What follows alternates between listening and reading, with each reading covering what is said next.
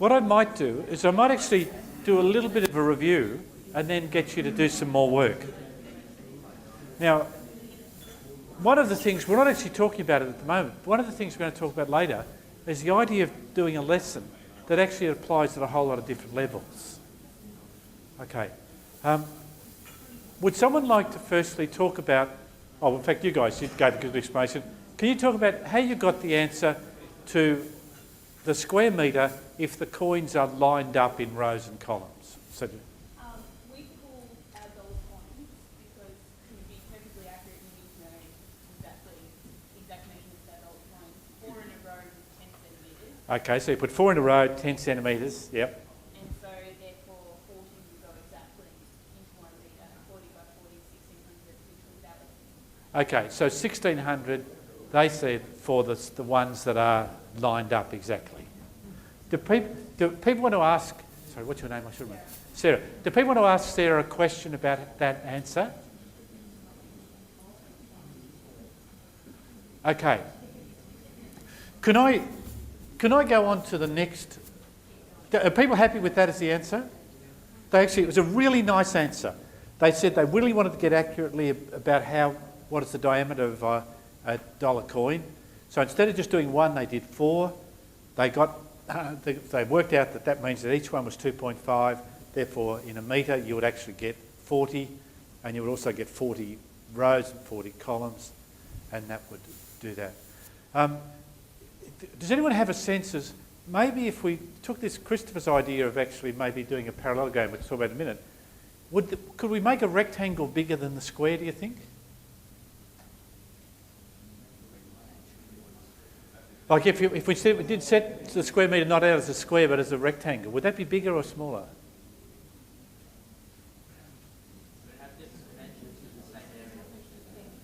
So different dimensions, would it be more coins? The same number of coins? In parallelogram, yeah. But no, in a rectangle. Well, I suppose that's the same thing. Okay. All right, can I... So that's actually a nice example so far. But can I talk about some of the maths of the other ends, the other question I asked? Vaguely looks like a circle. I only did this then, and I'm not sure how it works. If you imagine that we had them set out vaguely like this, what the real issue is if we've got it in a square is there's going to be 40 coins in the top row, let's say. Now, to use the method, I think someone suggested, well, let's say the next row was only 39 because we've got bits on either side we're going to lose. But what's the distance between the centre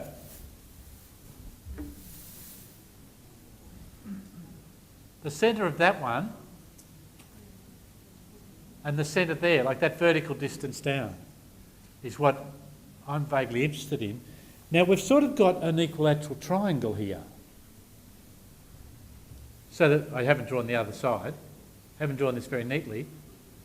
But what we're actually trying to do now is we're trying to get the perpendicular bisector of the base, the altitude of this equilateral triangle, that will give us the distance between the rows. So for people who haven't worked on that already, can you have a go at doing that? How would you work out the height, the altitude of that equilateral triangle, if you know that the diameter of the triangle is 2.5? You could talk about it at your tables because not everyone's a maths person here. Okay. Who would like to talk us through the method they used for working out the answer to this question? Well, we worked out that 1 point is 2.5 centimetres, so we know it's going to be the size of the equilateral triangle is 2.5 centimetres. Okay, so again, so that's 2.5. Yep. And what was the other thing you said? Well, we said that's 2.5 because 1 coin is 2.5 centimetres. Yeah. Then we just said, so we did the equilateral triangle across. Okay, to there? Yep, and then if you draw the line down, Yeah. make 2 right angle triangles. Yeah. We use Pythagorean Okay, so what you did then is you said that 2.5 squared, I'll just write squared to make my life easier, equals x squared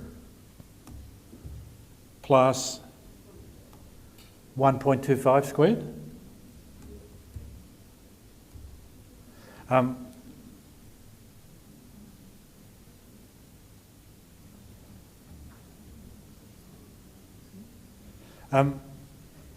So I use squared. So 2.5 squared is x squared plus 1.25 squared, where x is the distance from there to there. Because the point is, if we can find the distance between the rows, we can work out how many rows are going to fit in, and we'll be in good shape. Okay, did you solve that equation? So we got 2.165.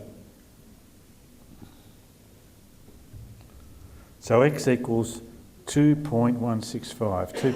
Let's call it 2.17 to make our lives easier. Is that okay? Yep.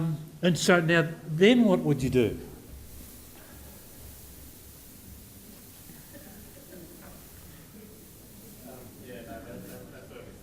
All right, so from there to there is 2.17.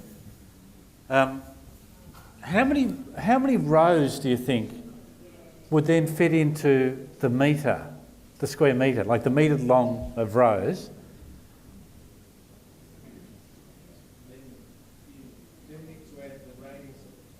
The radius at the top, and then we could work out how far we're going to go down.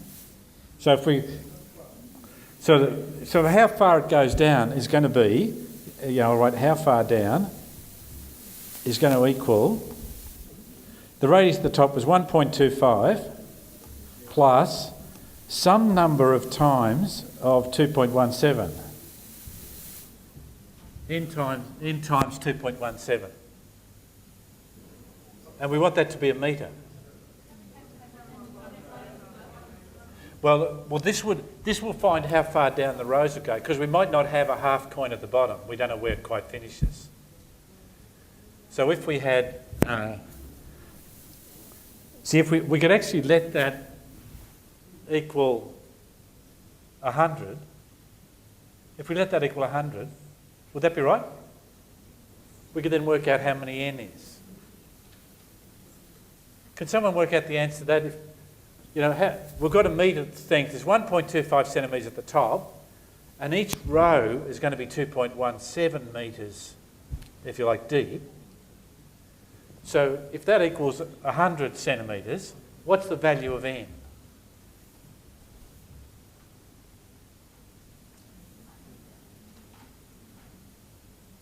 We could do that by trial and error. We could guess 30, 40.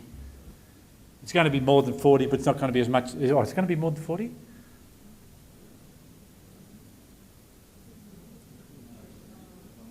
It's going to be more than 40, I think. It better be, otherwise it's not going to be. 45.5. So, did you say 45.5? So 0.5 doesn't help us, does it? So we've just got to say we've got 45 rows of coins. Okay, would someone like to work out, if we have one row of 40 coins and the next row of 39 coins, how much will we have after 45 rows? Would someone work that out? And again, I'm sure that you would be, if you're using electronic whiteboard, you'd be able to do this much better, because you'd be able to sort of do drawing the things right on the board.